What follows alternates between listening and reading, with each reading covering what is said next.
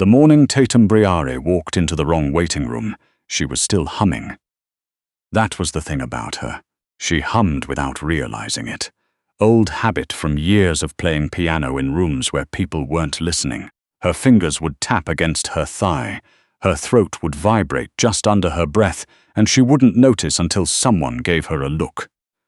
The kind of look that said stop. She noticed the look now. The man sitting 3 chairs down wasn't glaring exactly. He was too still for that. His eyes had moved to her the second she pushed through the glass door, and they hadn't moved since.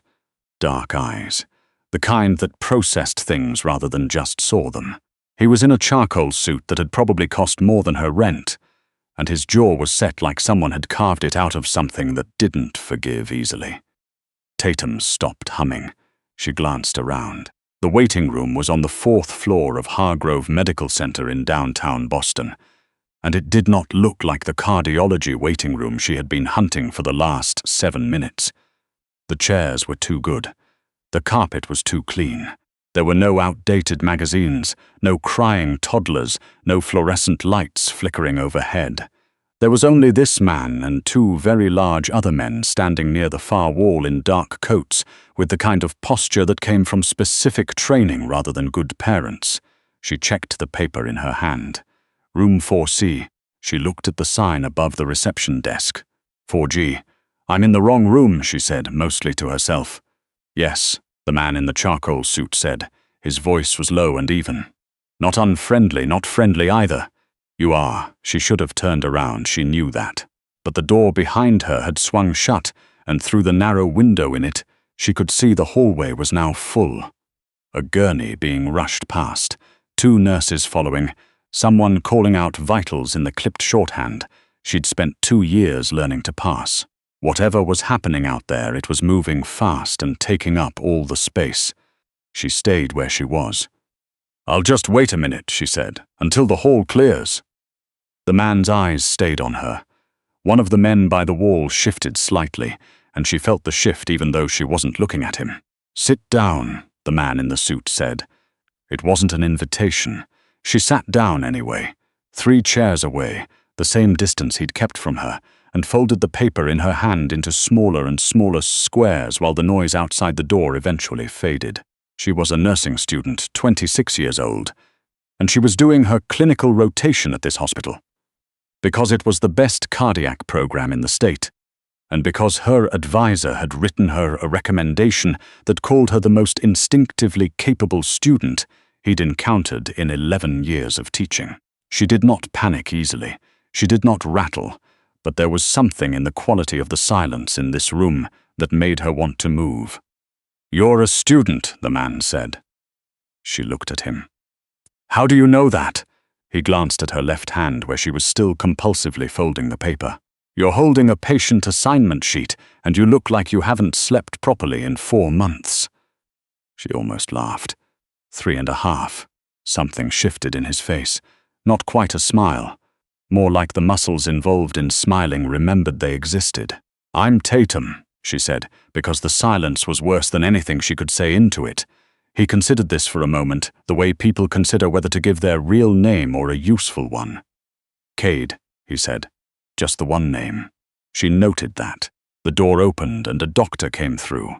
Not her doctor, a different one. A man in his 50s with silver temples and an expression that had clearly been trained not to show alarm even when alarmed. He looked at Tatum and then passed her at the man in the suit and said, Mr. Harrington, we can take you back now. The man in the suit, Cade Harrington apparently, stood. He straightened his jacket in a single practiced motion. He was taller than she'd registered from the chair. He paused at the door the doctor was holding open and turned back. The hall should be clear, he said. She nodded. He walked through the door and it closed behind him. Tatum sat in the very clean, very quiet room for another 30 seconds, then unfolded her crumpled assignment sheet and went to find cardiology. She saw him again 6 days later.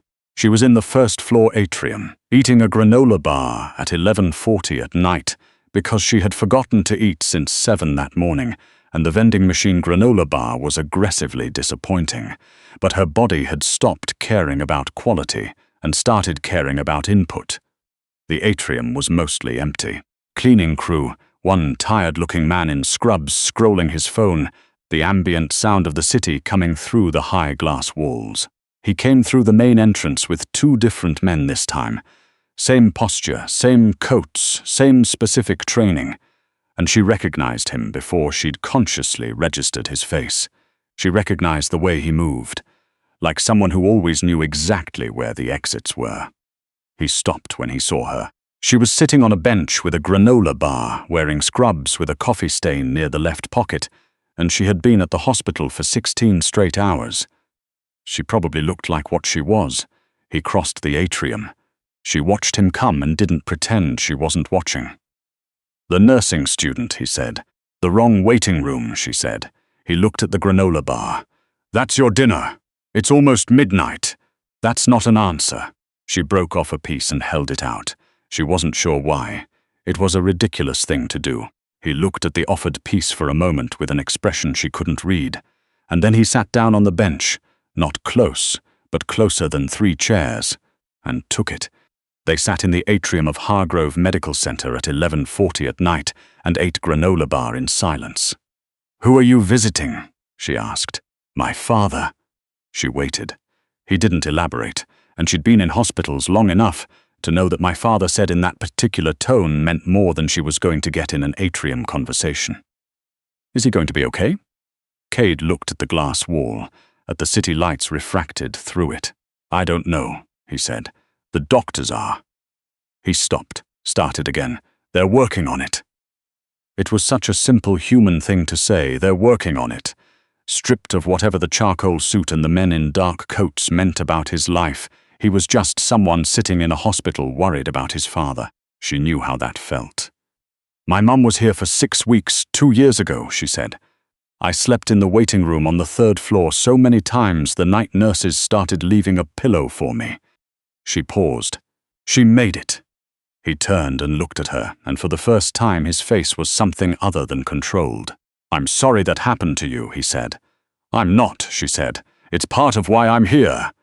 He held her gazes for a moment. Then he stood, straightening his jacket in that same single motion. "Get something real to eat," he said. "It's midnight. There's a diner on Columbus that's open until 3. The soup is real. Tell them Harrington sent you." He walked back toward the elevators. The 2 men in dark coats followed. She sat there with the empty granola bar wrapper and thought about the fact that a man she'd met by accident twice now knew her name and the name of her mother's illness, and that she hadn't eaten since 7, and she didn't even know his first name was actually his first name. She went to the diner. The soup was real. The woman at the counter didn't ask who sent her, but she didn't charge Tatum either. She started to understand what she'd walked into the night a man followed her out of the hospital. It was 2 weeks after the atrium. She had developed, against all professional instinct and common sense, a habit of running into Cade Harrington. Not every day, not predictably, but often enough that she knew his coffee order. Black, never flavored, always from the cart near the south entrance, and never the cafeteria. And he knew which rotation she was on by what time she left the building. She was leaving late on a Tuesday when she felt the weight of someone behind her. She'd grown up in Roxbury. She knew the difference between someone walking the same direction and someone walking at you. She turned onto a side street, then another, establishing it, and the weight followed both turns. Her heart rate climbed, but her hands were steady. Years of scales had given her that. The ability to keep her hands still regardless of everything else. She was reaching for her phone when a black SUV pulled up beside her, and the door opened before it stopped moving, and one of the men in dark coats said, "Get in, please, Mr. Harrington wants you out of this street." She looked at him. "That's not comforting. The man behind you is not one of ours." She got in.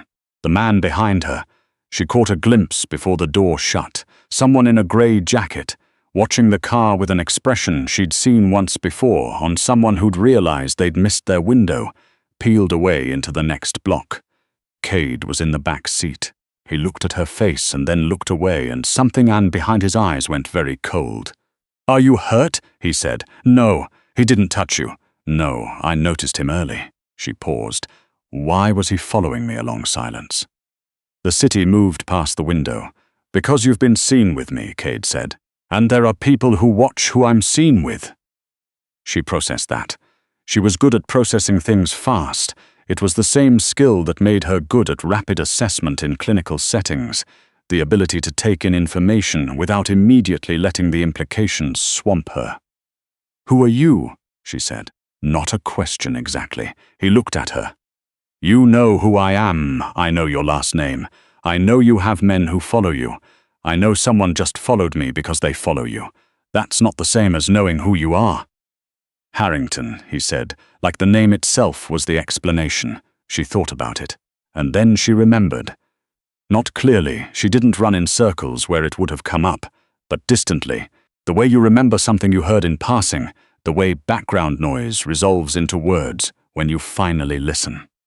Harrington, Boston, the name that came up when people talked about which families ran which parts of the city, in the careful, oblique way people talked about those things when they weren't sure who was listening. "Oh," she said. "Yes. And your father is in the hospital because someone put him there." His jaw set in the way she'd come to recognize. They thought removing him would destabilize things. Did it? He looked at her. Not in the way they expected. The car stopped. She realized she was back at her apartment building.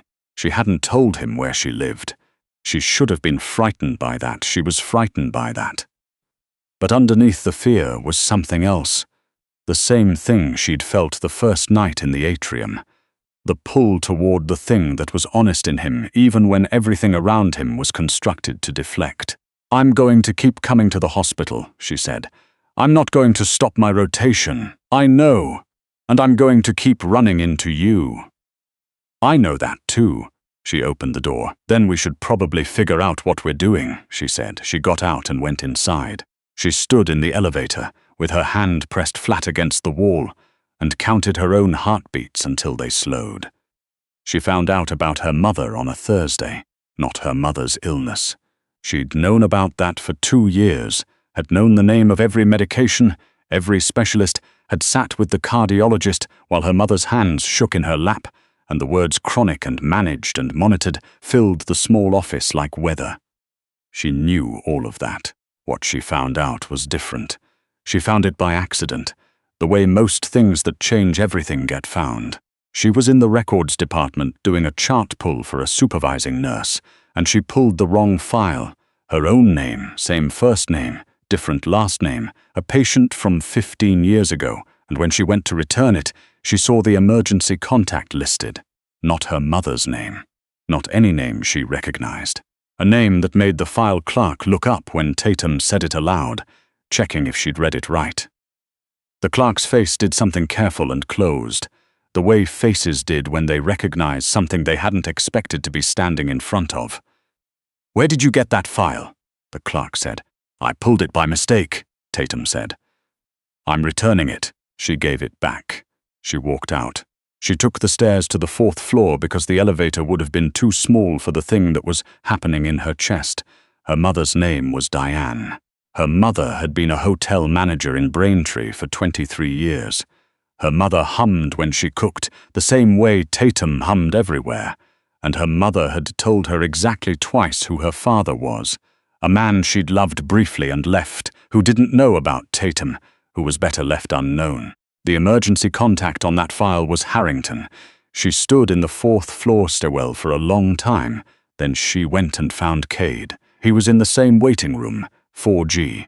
She pushed through the door and he was there alone, both men in dark coats gone.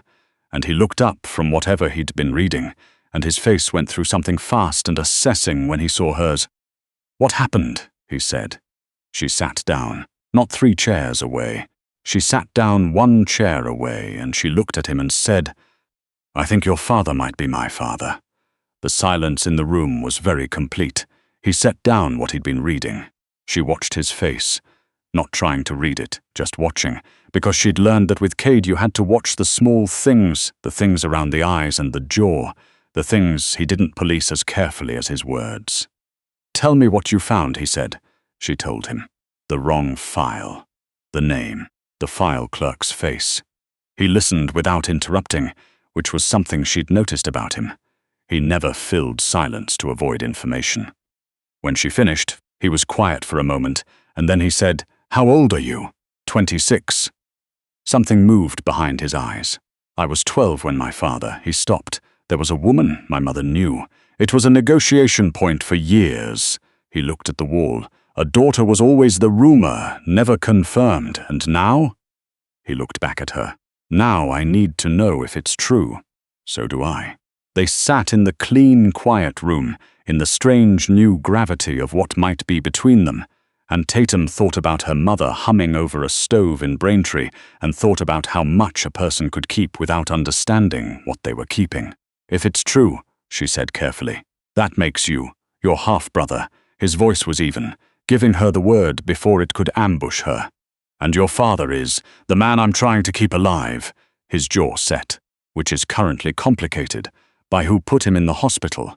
"By who put him in the hospital," he confirmed. "A rival family. They want the transition. They think with him incapacitated, the network fractures." He paused. "What they don't know is that there are contingencies." She looked at him. "What kind of contingencies?" "The kind that require things they don't know exist." He met her eyes. "A second heir. Unknown, untracked, someone they've never thought to watch." She was quiet for a long time. The sound of the hospital moved around them, muffled announcements, distant wheels on linoleum, the particular ambient hum of a building that never fully slept. "You're not asking me," she said finally. "You don't get to ask me that." "No," he agreed. "I'm not asking, because it's insane." "Yes, I'm a nursing student. I have a clinical rotation. I have a piano in my apartment that I play at 2 in the morning when I can't sleep, and I have a mother in Braintree who doesn't know I found that file, and I have nothing to do with—" She stopped. "With any of this." "I know," he said. "And yet?" "And yet," he said quietly. She stood up.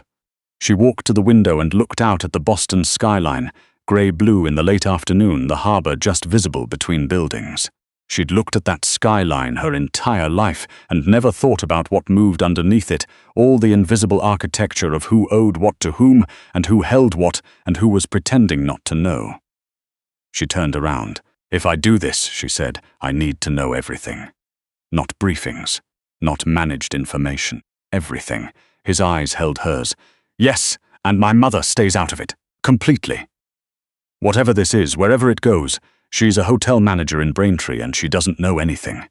Agreed without reservation. She breathed in, breathed out, thought about the woman in the records office whose face had gone so carefully blank, thought about the man who had followed her down a side street in Brighton, thought about Cade sitting in this room for weeks, all the nights, all the controlled stillness, holding something together that no one else could see was under pressure. She thought about her mother saying he doesn't know about you, and the way she'd always said it like a kindness, like a gift she'd given him without his knowledge. "Tell me what you need," Tatum said. What she needed was 3 days. She took them without explaining.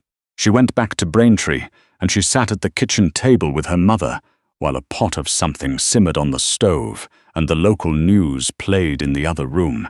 And she didn't ask anything directly because she already knew the answer, and asking would require her mother to say a thing she had decided a long time ago not to say.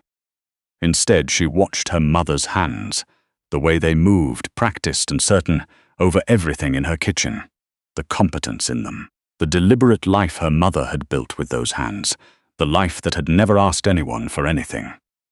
"I know," Tatum thought. "I know what you did, and I think I understand why. I'm not angry." She wasn't. That was the thing she'd had to sit with for 3 days to verify. She'd expected anger and found something else. Found a kind of strange, clarifying grief for the particular shape of her own life. The pianos, the late nights, the hospital rotations, the humming, and how much of it had been chosen in a vacuum, not knowing it was also inheritance. She went back to Boston on Sunday night. Cade was waiting in the atrium. He'd brought coffee, hers the way she took it, which he'd apparently registered at some point without her noticing him register it. "Okay," she said. He handed her the cup. "What do you need me to do?" she said. He told her. The thing they did not know. the rival family, the men in grey who had tracked Cade's movements and watched the hospital and calculated the weight distribution of the Harrington network with the clinical precision of people who did this for business, was that a daughter existed. The thing they assumed was that without Arthur Harrington making decisions, the operation would fragment along predictable lines. That Cade, for all his competence, was singular. That removing Arthur from the board meant the board had one king and no reserves. The thing Tatum understood, from 3 clinical rotations in a hospital that ran on the principle that any system operating with a single point of failure will eventually fail, was that the assumption was wrong. She had 6 days to become someone they wouldn't expect. She used the piano first. She had grown up playing in restaurants and hotel lobbies, the kind of ambient musician that wealthy people hired to make a room feel more expensive and then promptly ignored. She knew how to be present in a room without registering. She knew how to watch while appearing to watch nothing. She had played in the lobby of the Pemberton Hotel for 3 years, through dinners and private events, and the kind of conversations people had when they thought the background music meant no one was listening. She knew the Pemberton. She knew which room the rival family used for their private meetings, because she had played 2 floors below it every Friday for 2 years, and the elevator patterns were as regular as a score she'd memorized. She knew their schedules. Cade had other pieces. His father, from the hospital bed, communicated through Cade in ways that looked like nothing. Brief visits, one-sided conversations, the occasional piece of paper left in a jacket pocket. Arthur Harrington had not built 40 years of infrastructure without understanding how to operate at low visibility when necessary. The plan was simple. Plans that worked were usually simple. The rival family was expecting a negotiation meeting. They'd sent the request through legitimate channels, a mediator, a neutral party, paperwork that looked like the kind of paperwork that preceded the kind of power transfer they were anticipating. They expected Cade to come, diminished, representing a weakened house. They expected to dictate terms. What they did not expect was the documentation that had been filed 6 days earlier with a very specific attorney in a very specific law office that understood how the estate of Arthur Harrington was structured. Documentation that confirmed a second heir, verified by medical record and now by a DNA test result that Cade had expedited through a contact at a private lab. The name on the documentation was Tatum Harrington. She sat across the table from 3 men she had never met. In a private room in a building she had played piano in for 3 years, and she watched their faces when Cade's attorney set the documentation in front of them. The calculation happened in real time. She could see it. The thing they'd built their entire strategy around, the fragility of singular succession, had been wrong. The board didn't have one king and no reserves. It had always had reserves. They just hadn't known to look. The man across from her was named Colton. She'd learned that in the preparation, and he was the kind of man who had never once in his professional life been caught off guard. She watched him be caught off guard. She watched the muscles around his eyes do something he couldn't prevent. "This is premature," he said. "The documentation has been verified," Cade's attorney said, "by 3 independent parties, including the attending physician at Hargrove Medical." Colton looked at Tatum. She had learned something. In the 6 days and in all the months before them, in the hospitals and the hotel lobbies and the dim rooms where she'd played piano in the background of other people's lives. She had learned to be looked at without flinching. She held his gaze. She let him see that she was not going anywhere. "The transition you were anticipating," she said, "is not happening." Her voice was level. Her hands were still. Colton looked at Cade, who looked back at him with the expression she knew well, the one that was not unfriendly, not threatening, not anything that could be easily named. Just absolutely, completely certain. The meeting ended 20 minutes later. She went to see Arthur Harrington for the first time the following morning. He was propped against the pillows in a way that suggested he had demanded to be propped up and had probably alarmed the nursing staff doing it, and he was watching the door when she came through it. His face was the kind of face that had made decisions so long it had become the shape of decisions. dark eyes that had given Cade's eyes their quality of processing rather than just seeing. He looked at her for a long time. She stood at the foot of the bed and let him look, because she understood in some inarticulate way that this was a thing he needed to do and that she was willing to give him the time it took. "You have her hands," he said finally. She didn't know how to respond to that, so she didn't. "Your mother," he said. "Is she fine?" Tatum said. "She's fine. She doesn't know I'm here." He absorbed that. He looked at the window. "She made a decision," he said. "I understood it at the time. I wasn't in a position to." He stopped. "It was a different time." "I know," she said. "I'm sorry."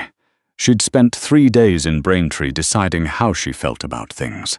She'd arrived at something that wasn't forgiveness because she wasn't sure forgiveness was the right category.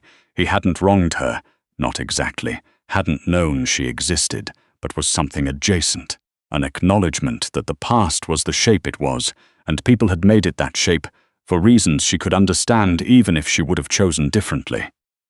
"I know that too," she said. He looked back at her. His face did something that had probably not happened to it in a very long time. "Cade tells me you were impressive yesterday," he said. "Cade tells you things from a hospital bed. Cade tells me what I need to know." Something moved in the corners of his eyes. "He said you didn't flinch." She thought about Colton's face, the caught off guard thing, the moment of recalculation. "There was nothing to flinch from," she said. "I just sat there." "That's all it ever is," Arthur said. "Sitting there without flinching when everyone in the room wants you to." She thought about the piano, the hotel lobbies, the hospital waiting rooms, the years of being the person no one tracked because they'd decided what she was before she walked in. "I've had practice," she said. He looked at her for a long moment. "Sit down," he said, and this time it wasn't not an invitation. She pulled up the chair beside the bed. Outside, the Boston morning moved on. Sirens somewhere, pigeons on the ledge of the window, the ambient sound of the city doing what it did, indifferent and continuous. Inside, 2 people who shared something unasked for and irreversible began cautiously to figure out what to do with it. In the hallway, she knew Cade was waiting. She wasn't worried about that. Some things could wait.